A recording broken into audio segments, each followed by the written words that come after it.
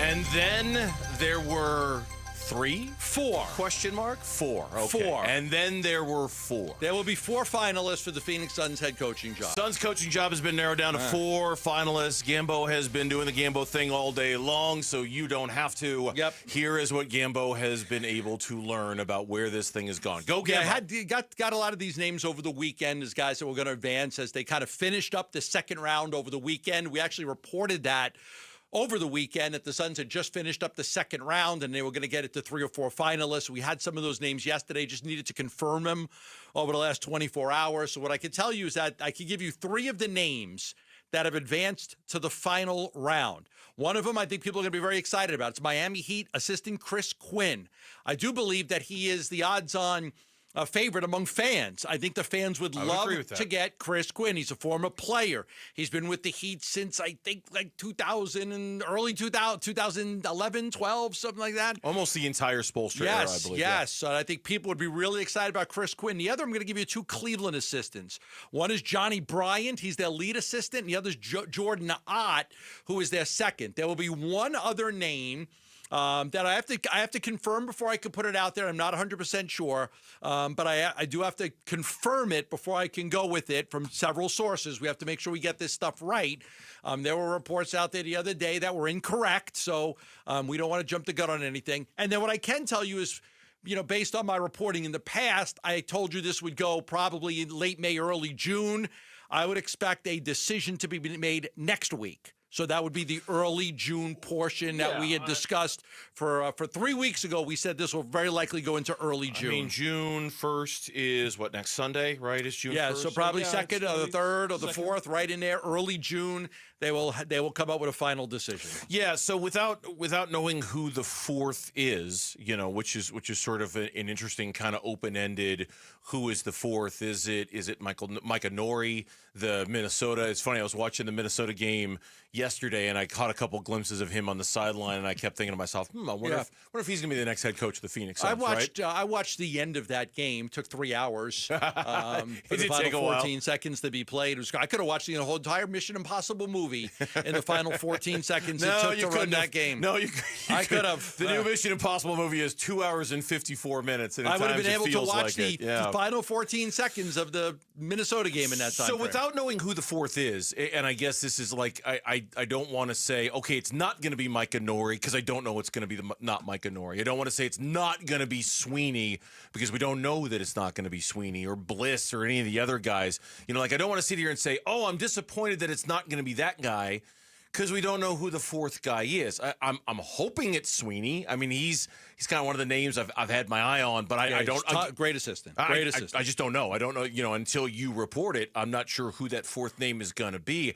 I'll say this: of the names, there's no doubt you're right. Chris Quinn is going to be the one that's going to. There's not a lot of needle movers on this list. He's going to be the one who moves the needle the most, I think. We reported very, very early that it is very likely going to be a first-time head coach, and it will be. The next hire of the Phoenix Suns will be a first-time head coach. It'll be a younger coach. It'll be a first-time head coach. That's what we focused on in the beginning. Remember when we ruled out Mike Malone, we ruled out Taylor Jenkins, and we told everybody, a month ago after they fired Budenholzer that it's very likely going to be a first-time head coach, and that is a guarantee. The next head coach of the Phoenix Suns will be a first-time head coach. The name on here that honestly we haven't spent a lot of time talking about. All right, we've spent a lot of time talking about Sweeney. We've spent a lot of time talking about Nori. We spent a lot of time talking about Ott. He's on the list, and we talked about him because he's a Michigan State guy. The guy that we haven't spent a lot of time talking about is Johnny Bryant, who's currently an assistant coach with the Cleveland Cavaliers. He just finished his first season with the team. He previously was with the Knicks. He previously was with the Jazz. He has spent a lot of time with Donovan Mitchell, for what's that worth, whether he was in Utah or whether he was in Cleveland. I go back all the way to the video Chris Haynes, where he was reading off the 8 initial names that we can, and then there was a 9th that we added later. And in that video, he said it has always been known around the NBA that he would be a head coach in this league. Right. It was just a matter of time until Johnny Bryant was going to get a job like that. So clearly, he said something during the first 2 rounds of the interview process to kind of let it be known that he's ready to take that next step and ready to make that leap. He's just not a name we've talked about up until this point. No, I didn't.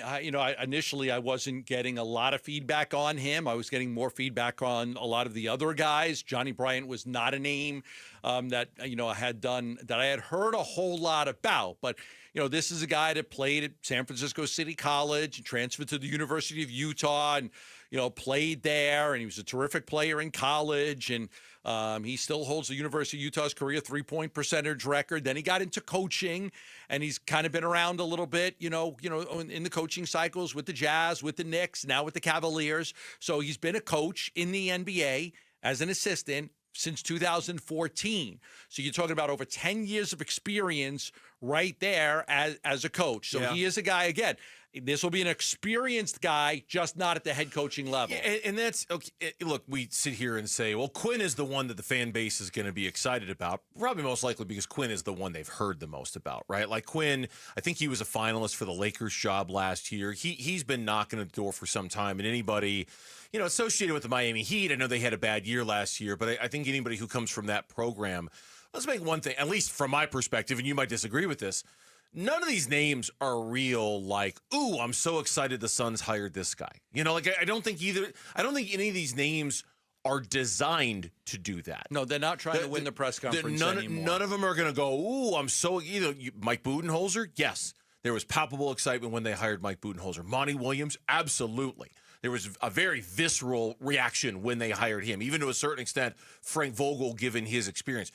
You're not going to duplicate that with any of these names, right? It's just not, it's going to be very much like the Brian Gregory hire itself as the GM, very much a wait and see, and let's kind of judge it as we go along feel to it. I really doubt anyone's going to be super jacked that they hire Johnny Bryant or Chris Quinn or Jordan Ott to be their next head coach. But you could have been excited about Mike Budenholzer. It failed miserably. That's what I mean. Yeah, you could have been high about Frank Vogel. It didn't work. So now, different approach. I mean, I think if they would, I think more people would have been shocked if they just went out there and hired another guy with a name. Hey, let's go hire another championship pedigree coach and. They're going to change things. Kevin Durant's not going to be on this basketball team, and Bradley Beal's not going to be on this basketball team, and they're going to build around Devin Booker and a lot of other guys, and so maybe they feel that they could do that now, because again, the championship aspirations that they've had for the last couple of years are going to change right now. It's going to be more of a combo of trying to win, but understand that they're also rebuilding a little bit too. Yeah, and more than anything, and I don't remember who it was who said it on this radio station. Look, new coach, old coach, first time, it was Bobby Marks. That's who it was. Just get it right. Just get it right. We said that a year ago with Budenholzer. We couldn't imagine a world in which Budenholzer was going to be let go after a year. Yes. So we certainly can't imagine a world where this guy is going to get let go after a year. We can't, but, I'm never going to say never at this point. Just get it right. And that's why you want to take your time on this one. You're under no pressure. There's no real rush to get this done. Have a good, complete, thorough process and just get the right guy. And I don't care whether it moves the needle or not. I don't care whether it wins the press conference or not. Thanks for watching Burns and Gambo. Click to see more from the guys and hit the button in the middle to subscribe so you never miss a video from Arizona sports.